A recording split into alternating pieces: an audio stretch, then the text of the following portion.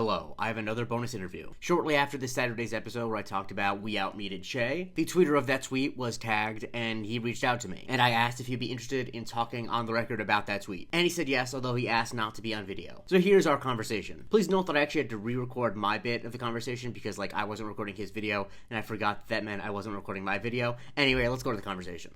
Alright, so I just have to ask, what was going through your mind when you tweeted this? And I don't ask that with judgment, I just need to know. I think the people want to know.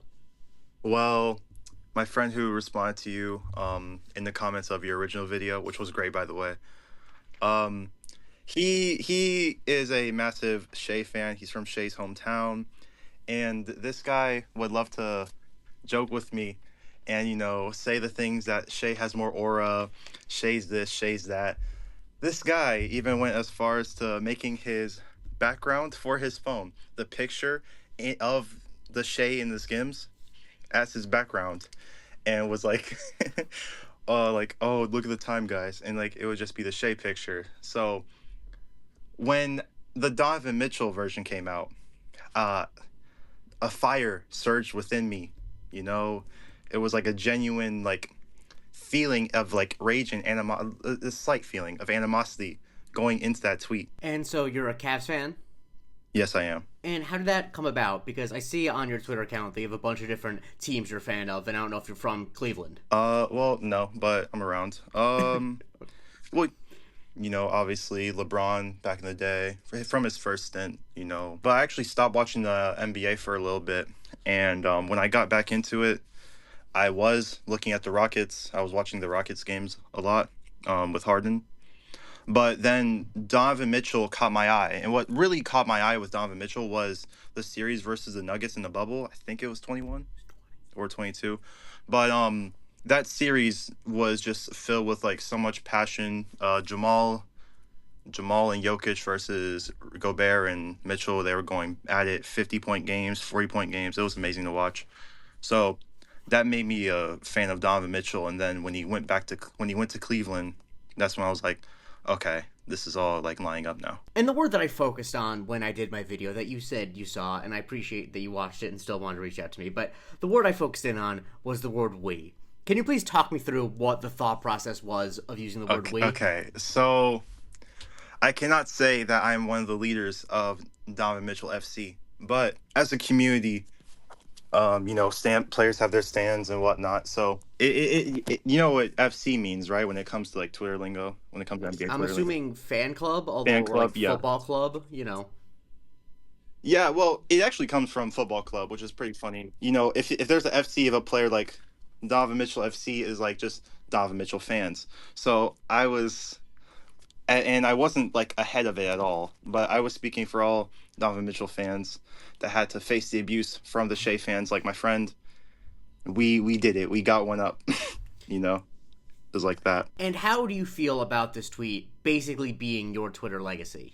Well, I've actually been asked this before in comment sections. Well, if you look at my profile picture, you see a picture of a soccer player, football player named Jurrien Timber. He's my footballing idol. I really like his style of play. I've been, a fan of Arsenal. I'm a fan of Jurrien Timber. So having not only an NBA tweet blowing up, but also it being about what it's about, it was a bit of a bittersweet thing. It's really fun that it's reached Donovan Mitchell himself, and I'm assuming Shai and Darius Garland. These are all amazing players. I'm really happy it reached out so far to get to the source. But yeah, one would hope if they run a football account, they would get a tweet related to football to bang, especially about their favorite player. I mean, it does just feel appropriate, and I apologize for saying this, but it does feel appropriate that the guy who did the OUTMEATED tweet is a gooner. Yes. Yep. Yeah. Heard that one. I'm sure you have. I'm sure you've heard every single joke that's been made. And one last thing I forgot to ask about, and I forgot really to mention in my video, is what does the hold mean in the context of this tweet? Hold, so this also comes from football Twitter, soccer Twitter. Yeah, it's like hold that. It's just just yeah. You can sit with that. You can have that, so. Right. It's just you just gave them one. So that's all it was. So they can It wasn't hold Donovan Mitchell's bulge, just to clarify. No. And the thing is, this really is an iconic tweet, and I know you get made Yeah. fun of for it, but I really do appreciate that you put it out there. So, do you mind if I give a quick shout out before you end the show? Of course, yeah, you're doing me a favor coming on here, so yeah, go for it. Shout out to all of my mutuals, all the guys who DM me and sent whatever about this. Love all you guys. I told everybody wouldn't go Hollywood, as Holly as Yeah. whatever this is. Just love to all the ones who stand by me and who didn't unfollow me for this atrocious tweet. But yeah, Oh it's been no, that's messed up. That's messed up. You can't unfollow someone just because they have a flagrant tweet, especially if it blows up. You gotta stand exactly, by it. man. That's what I'm saying. If people are gonna unfollow you just because you say something a little out of pocket, what good were they to begin with? Who needs them, man? Yeah, it's been an honor to make make a phrase that lasts. That's Yeah. really cool. I really want to thank Mar for coming on to speak with me. I apologize if the interview's a little choppy. Like I said, I had to re-record some of it and re-edit it, but that is basically how the conversation went down in real time. And if you or someone you know made a famous tweet and you're willing to talk to me, either for a tweet I've already covered or a tweet I'm going to cover in the future, please let me know. I love having these first-hand conversations with the people who made the tweets. It just delights me so much to look back on events on Twitter.com with this much detail.